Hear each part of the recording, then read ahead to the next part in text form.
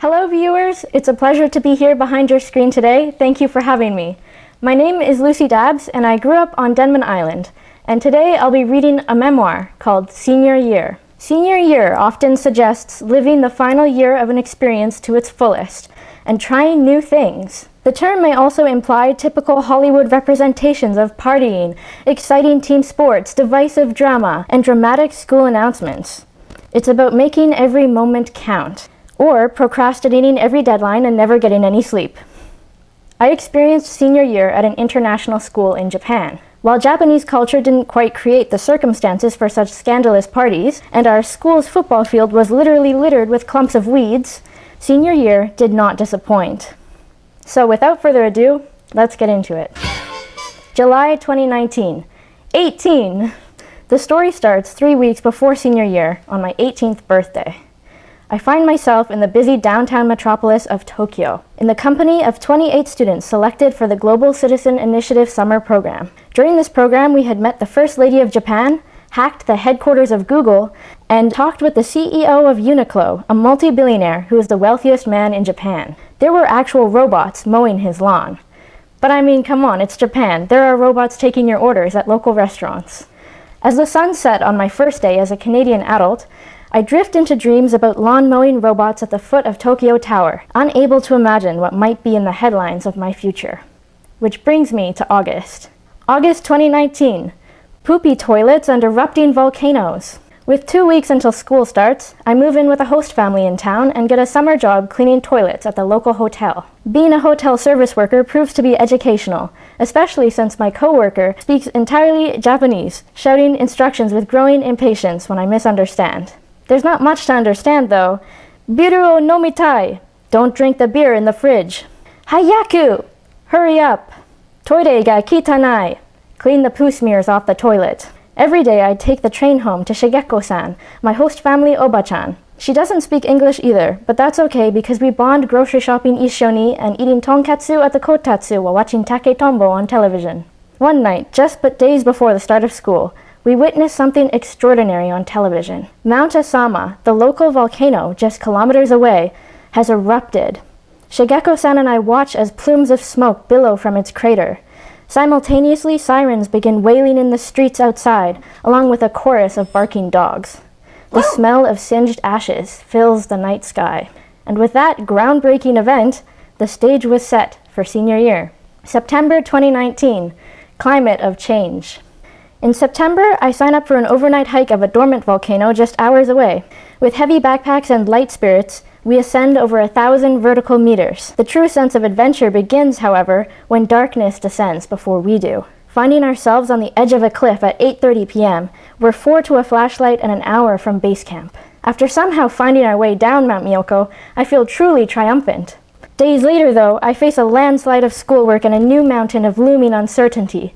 University applications. Our student body then tackles the task of organizing a protest for climate change in solidarity with students around the world, and I personally endeavor to establish a functional student union. I quickly become overwhelmed by commitments to academics, community engagement, and managing my own mental health.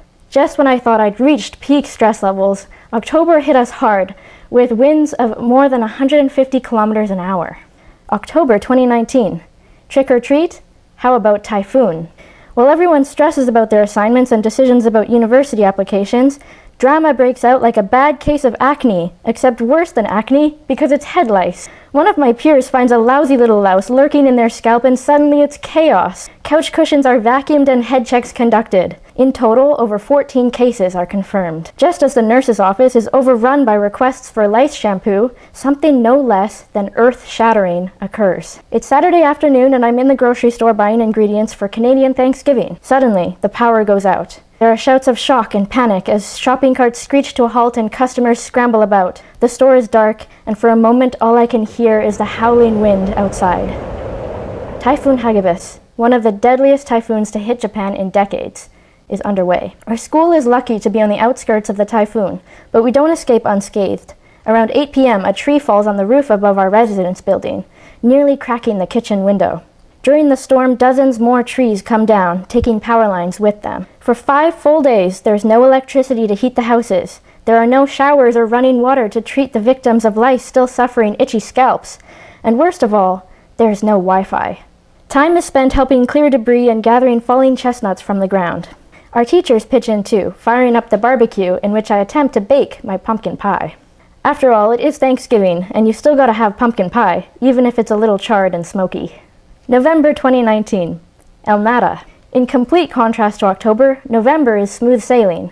What isn't smooth sailing after a breakout of lice and the deadliest typhoon in decades? It's a month of studying, meeting with university advisors, and making pancakes at 1 in the morning with my roommates.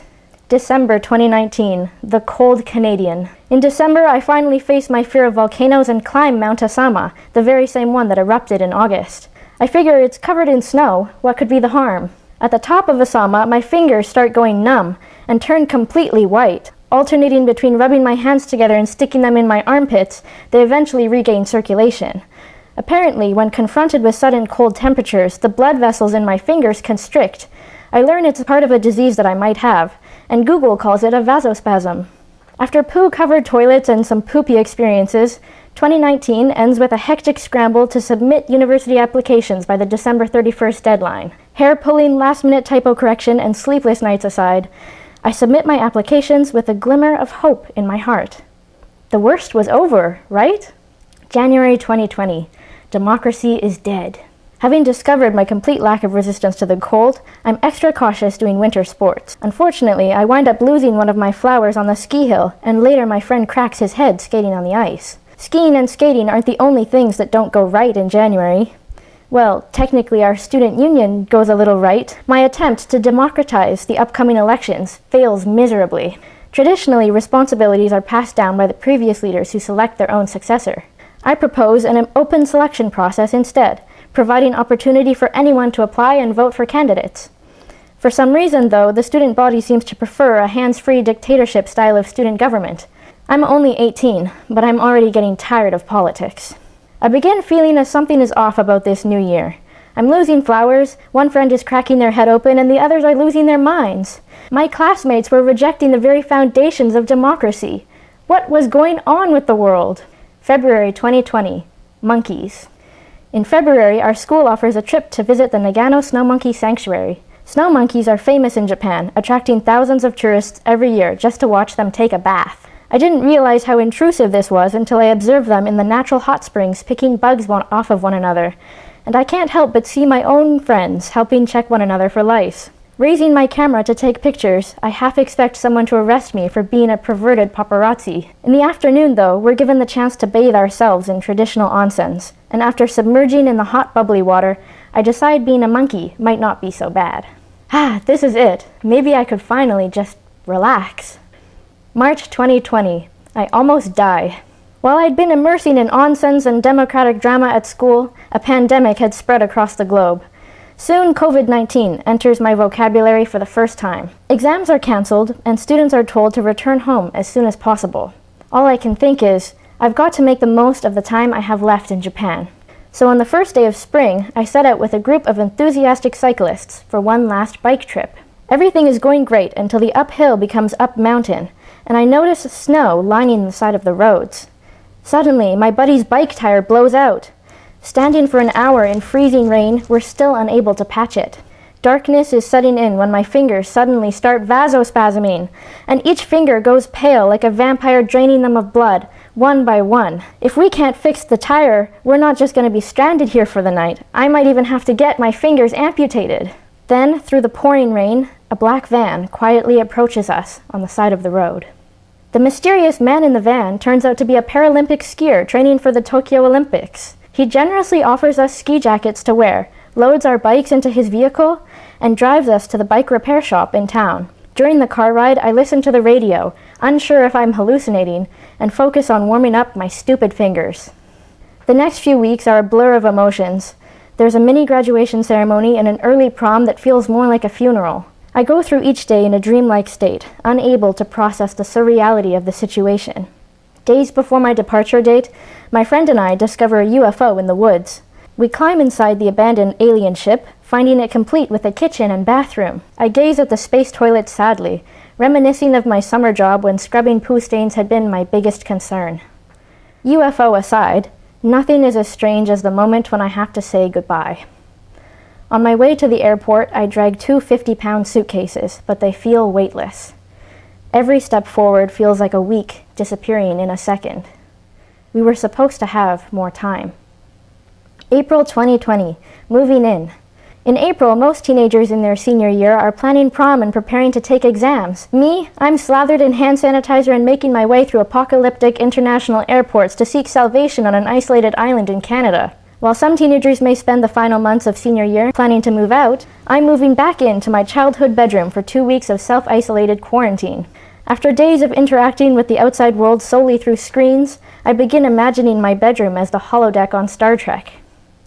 May 2020, moving on. Living rent-free at my mom's house, I finally get a job looking after the neighbor's kids. It's more than I bargained for. I endure rope burn from the swing, scrapes from the wooden playground, and internal bleeding on my knuckle from sword fighting with sticks. Every day I return home battered and bruised by babysitting battle wounds. I haven't interacted with a single person my age since coming home. June 2020, graduation. June 1st is the exact time I would have graduated in Japan.